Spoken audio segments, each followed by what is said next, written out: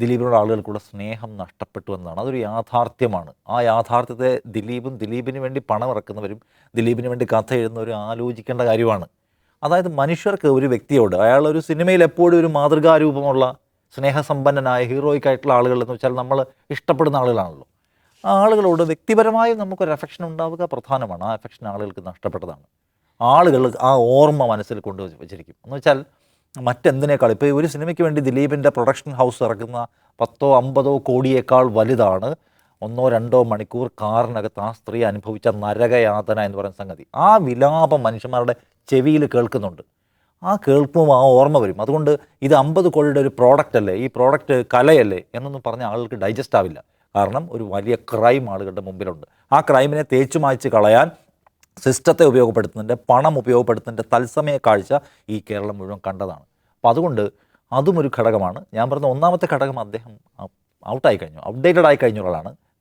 പുതിയ സംഗതികൾ അഡോപ്റ്റ് ചെയ്യാൻ കഴിയാത്തതിൻ്റെ പ്രശ്നമുണ്ട്. രണ്ടാമത്തേത് മലയാളിക്ക് അദ്ദേഹത്തോടുള്ള സ്നേഹം നഷ്ടപ്പെട്ട് കഴിഞ്ഞു. ഇപ്പോൾ താഴെ വന്ന് പെയ്ഡ് കമൻറ്റ് കൊടുക്കുന്ന ആളുകൾ ദിലീപേട്ടൻ തിരിച്ചു വന്നിരിക്കുന്നു, ദിലീപേട്ടൻ പാവമാണെന്നൊക്കെ പറഞ്ഞ ആൾക്കാരുണ്ട്. അതുപോലെയല്ല, മലയാളി വളരെ നീതിബോധമുള്ള മനുഷ്യരാണ്. ആ നീതിബോധമുള്ള മലയാളിയുടെ ഒരു എന്താ പറയുന്നത്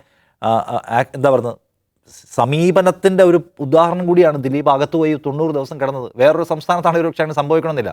ഏത് ദിലീപായാലും അകത്ത് പോകണമെന്ന് മലയാളി ആഗ്രഹിക്കുന്നുണ്ട്. മലയാളിയുടെ ആഗ്രഹത്തിൻ്റെ പ്രതിഫലനമാണ് ഇവിടുത്തെ ഗവൺമെൻറ് പോലും നടപ്പിലാക്കിയത്. അപ്പോൾ അതുകൊണ്ട് അങ്ങനെ ദിലീപ് ആയതുകൊണ്ടോ അല്ലെങ്കിൽ ഏതെങ്കിലും പ്രധാനപ്പെട്ട താരമായതുകൊണ്ടോ ഒരു എക്സംഷൻ അതിനകത്ത് കിട്ടാൻ പോകുന്നില്ല. അപ്പോൾ അദ്ദേഹം അങ്ങനെ പലതരത്തിൽ വരയ്ക്ക് പുറത്തായി പോയ ഒരാളാണ്. അപ്പോൾ അതാണ് ശരിക്കും ദിലീപ് നേരിടുന്ന ക്രൈസിസ്, പലതരത്തിലുള്ള ക്രൈസിസ് എന്നാണ് എനിക്ക് തോന്നുന്നത്.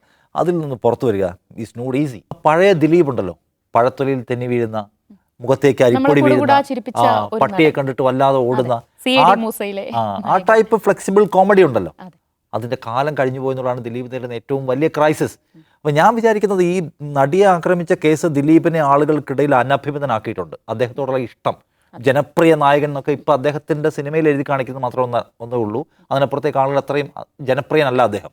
പക്ഷേ ആ കേസ് ഇല്ലായിരുന്നെങ്കിലും ഇതാണ് ദിലീപിൻ്റെ ശൈലിയെങ്കിൽ ദിലീപ് നേരത്തെ ഔട്ടായി പോന്നെ. ഒരു 5-6 വർഷം മുമ്പ് ഔട്ടായി പോകേണ്ട ആളാണ്. കാരണം എന്താണ്, ജയറാം നമ്മളെ എന്തുമാത്രം ചിരിപ്പിച്ച ആളാണ്. ജയറാമിൻ്റെ പഴയ കാലത്ത് എത്രയോ സിനിമകൾ നമ്മുടെ ഇപ്പോഴത്തെയും എവർഗ്രീൻ ഫേവറേറ്റ് സിനിമകളുണ്ട്. പക്ഷെ അതിനുശേഷം തുടർച്ചയായ പരാജയം.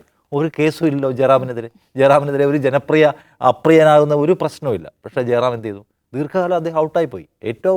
എത്ര നാളത്തെ ഇടവേളയ്ക്ക് ശേഷമാണ് ഈ ഓസ്ലർ എന്ന് പറയുന്ന സിനിമയിലൂടെ അദ്ദേഹം ഒന്ന് വീണ്ടും തിരിച്ചു വരുന്നതിൻ്റെ സൂചന കാണിച്ചത്.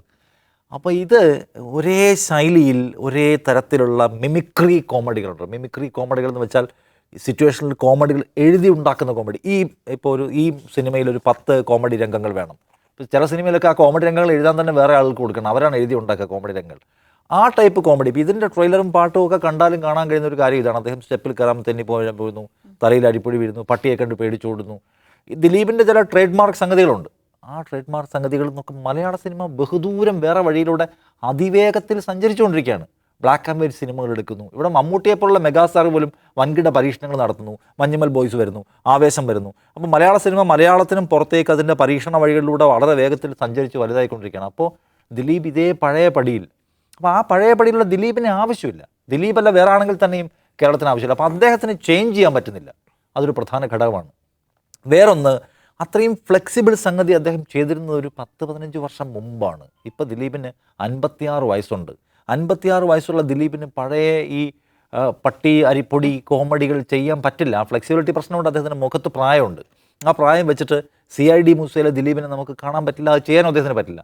അപ്പോൾ അദ്ദേഹം 56-ാം വയസ്സിലും ഷാരൂഖ് ഖാൻ പോലും അദ്ദേഹത്തിൻ്റെ റോമിയോ സംഗതികൾ കളഞ്ഞിപ്പോൾ ആക്ഷൻ സിനിമകൾ ചെയ്യുന്നതുകൊണ്ടാണ്. പഴയതിലേക്ക് പോകാൻ പറ്റില്ല, പ്രായമായതുകൊണ്ടാണ്. ദിലീപ് ഇപ്പോഴും അവിടെ നിന്നിട്ട് അവിടെ കയ്യഴി മേടിക്കാമെന്ന് വിചാരിക്കുന്നു എന്നതാണ് ദിലീപ് നേരിടുന്ന ഒന്നാമത്തെ പ്രശ്നം. പ്രായം ഒരു ഘടകമാണ്. 56 വയസ്സായ ഒരാൾ. അപ്പോൾ ആ നിലയ്ക്കുള്ള പരീക്ഷണ ചിത്രങ്ങളിലേക്ക് ദിലീപിന് കടക്കാൻ പറ്റിയാൽ ഒരുപക്ഷെ അദ്ദേഹത്തിന് ഇനിയും സാധ്യതകളുണ്ടോ എന്ന് ആലോചിക്കും.